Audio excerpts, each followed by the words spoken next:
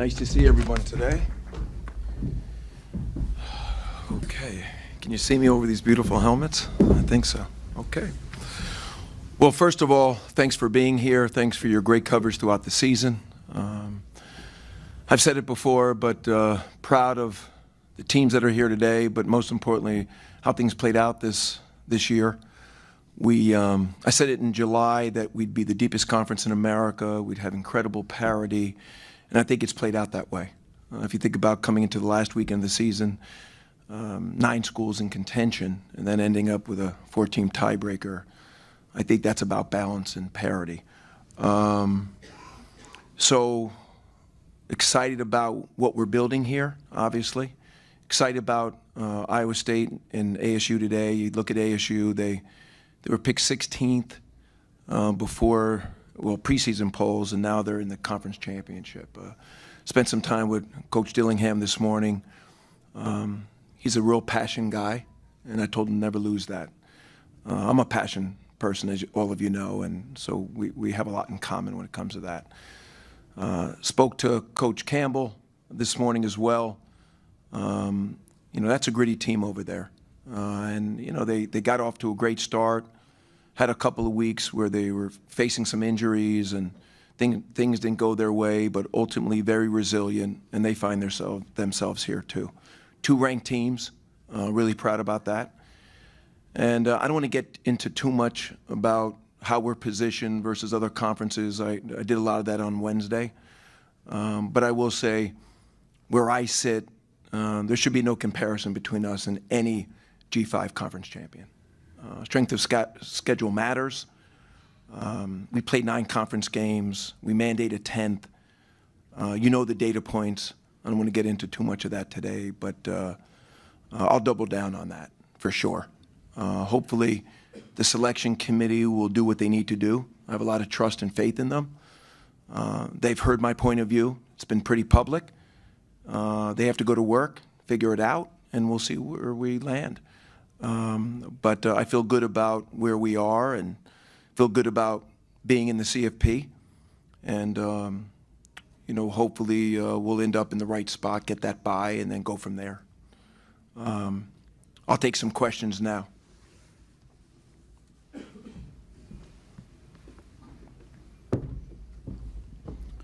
Start with you. Stephen Hawkins with the EP. Nice to see you. You've called this a tent-pole event. With the way, I know this is the first year of the 12-team playoff and all that, but we've seen kind of what's happened with some of these games. SMU, there was talk maybe they shouldn't even play the game because of data point. I know they didn't say that, but there was hints of that. What do you think this does for the future of conference championship games, and do you still feel the way you did about this game last year? I do. It's a tent-pole event, and for this game specifically today, it's win and you're in. So it's a very meaningful game. It's going to be a dramatic game. So we love being here at AT&T Stadium, and I should have started off by thanking the Dallas Cowboys and the Jones family for being such great hosts. But no, this is an important part of who we are, our brand, and we're going to continue to have championship games here at AT&T. I will tell you, though, for the fans, there's an unintended consequence when you think about the 12-team format. Fans now have to decide what games they want to go to. There was a little media mention about that this week, and if you host that first-round game, you're going to 4 games, to get to the finals and to win the championship, and that's something that's new. Plus the conference championship. So, on the fans, I think it's kind of challenging right now. But from a conference perspective, this is an important moment for us. Gives us a chance to amplify who we are. We're live on ABC, big audience, big platform, important for our student athletes. So we'll continue to be here. But thank you for the question. Go right here in the white. Good morning, Brett. Ben Hutchins with the Quad City Times. Nice to see you. I'm wondering, is the Big 12 at all interested in clarifying its tiebreaker rules to one perhaps a little bit more clear to fans and some of the people watching? Well, I think our tiebreaker rules were very clear. In fact, we had a championship portal on our website. We over-communicated. I thought it was very fluid. And, you know, I'll defer to Scott Draper, who's here, but I think when you look at us versus the other conferences, we over-communicate to the fans. We were on social media. Starting last Friday, we had a tracker after every game, updating our fans on where we were and how the tiebreaker would play out. So I'm thrilled with the work my team did. Go right here.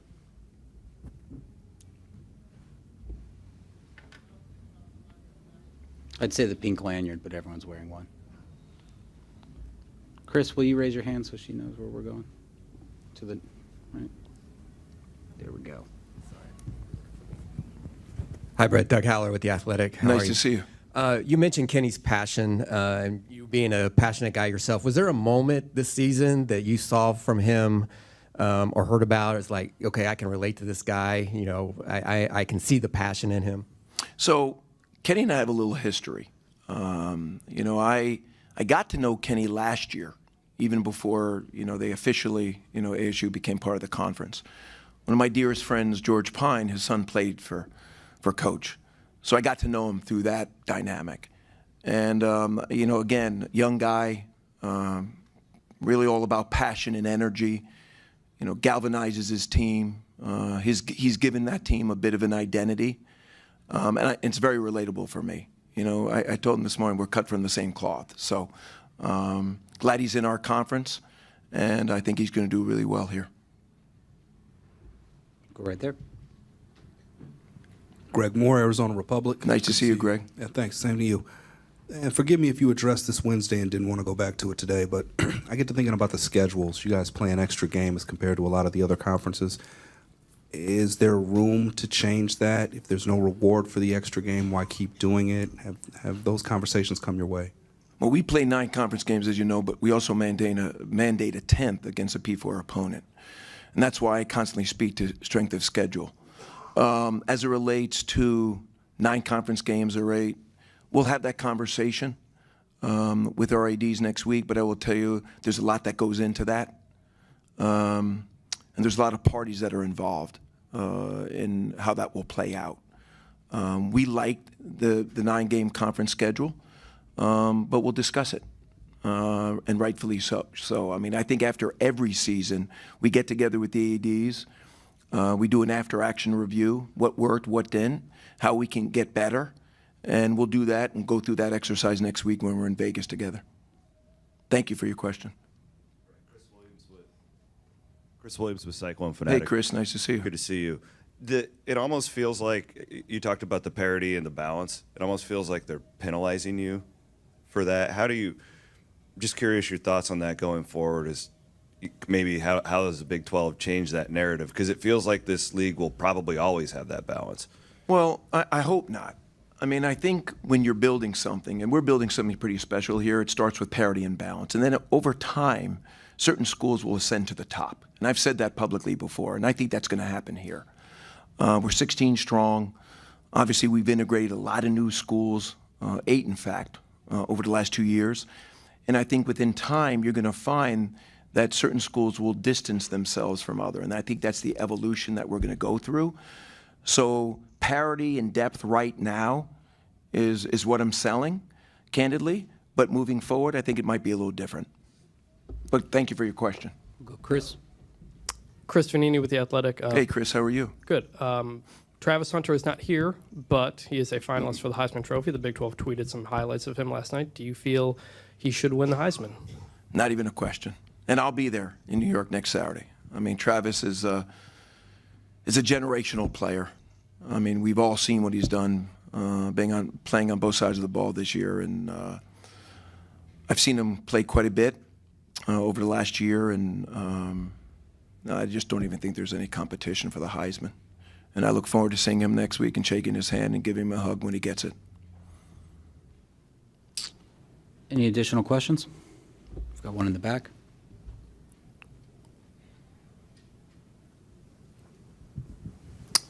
Brett McEngle, Fort Worth Star Telegram. How are you? I'm great. I'm Good a to couple see you. minutes late. I apologize. That's Since this okay. has been asked, I do apologize. That's okay. So we're going to be beaten over our head with the whole SEC Big Ten.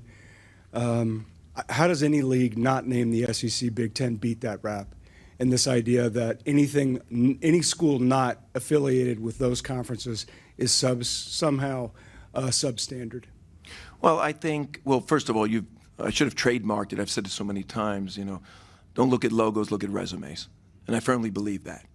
I have a lot of trust in the selection committee, but, I'm not about facial recognition.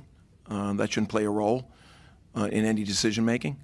And we're going to have to discuss that with amongst the management committee after the end of the season. I think we will not just discuss format.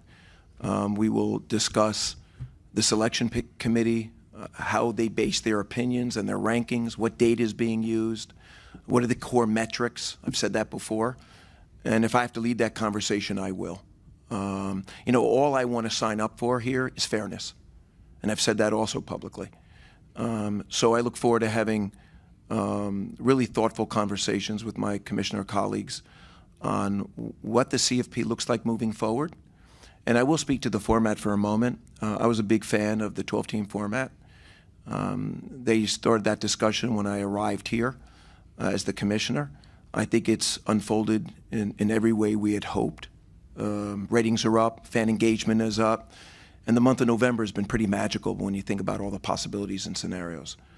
So we'll see what we do there, but I do think we need to have a really thoughtful conversation on the selection committee and how the ranking is being done. And again, look at resumes. Look at the data. Data doesn't lie. So we'll see where that goes. But thank you for your question. It's good to see you. Go right up front.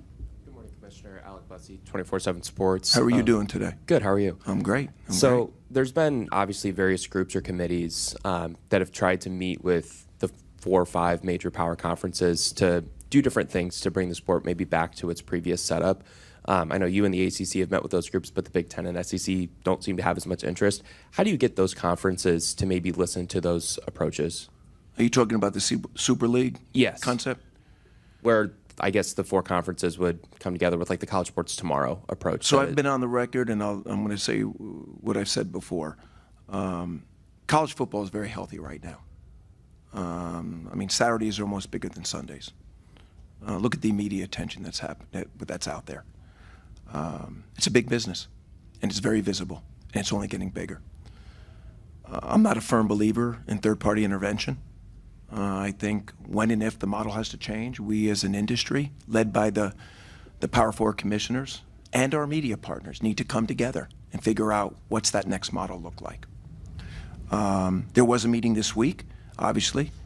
I advocate, for my board to listen and learn. But where I sit today, I'm not supportive of third-party intervention. I'm just not.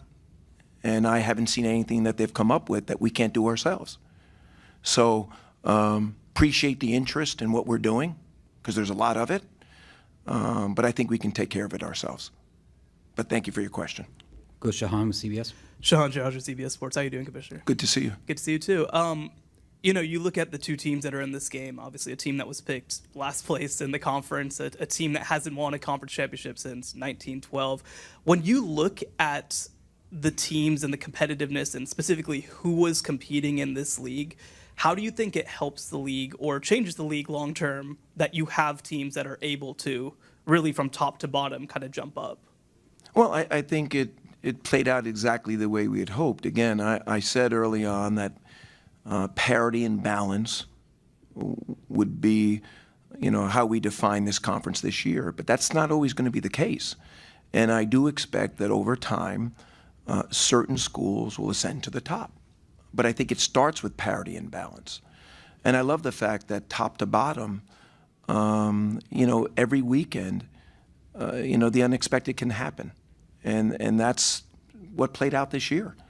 So I'm thrilled with the season, but think, again, over time, that dynamic should change and will change. Great. We'll do one more question right there. Thank you. Commissioner, I'm curious. Love that quote, right? Resumes over logos. I was thinking about bringing a T-shirt in today. Right, or a hat. Right. Or a hat. But I said, my wife said to me, no, we can't do that. You just got to do the first letter, like No, I know. I was thinking about it, but So listen, I'm curious about how the conference can help universities expand their brands, right? So what can the conference do to make the logo matter differently to the casual fan? That is a great question. And you know, I had a board call yesterday and we spoke about that because brands matter. And in fact, brands matter more than ever before. And I'm a brand guy. And if you look at the conference and how we've reimagined and transformed our brand, we're working very diligently with our schools to do the same. You know, when I took this job, I realized that amongst the conference, we had a lot of emerging brands, not household brands, emerging brands. And one of the reasons I went early with ESPN and Fox was I felt it was important for us to be on the biggest platforms possible, to reach the biggest audiences in order to elevate and amplify our school brands. And we'll continue to do that. And if you've seen some of the things we've done from a business perspective this year, you know, we created a new partnership with TuneIn Radio, with Big 12 Radio, national radio platform to enhance our narrative. We have our first ever FAST channel, which is critically important as we control our narrative and expose our brands to households across the country. We have a CMO. First time in 27 years we had a CMO here. They think about brand. Not just at the conference level, but at the school level. So we're very brand conscious, and we're going to double down on that effort. But that's a great question, very timely. All right. Thanks, everyone, for being here, and appreciate it. And, Thank you, guys. Appreciate it. Good stuff.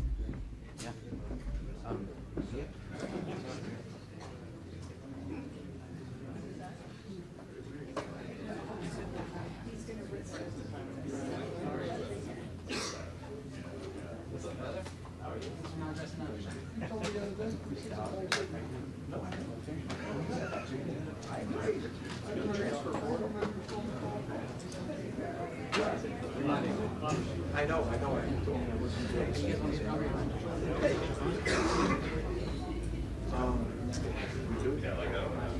you want to do? As you do in 2 minutes.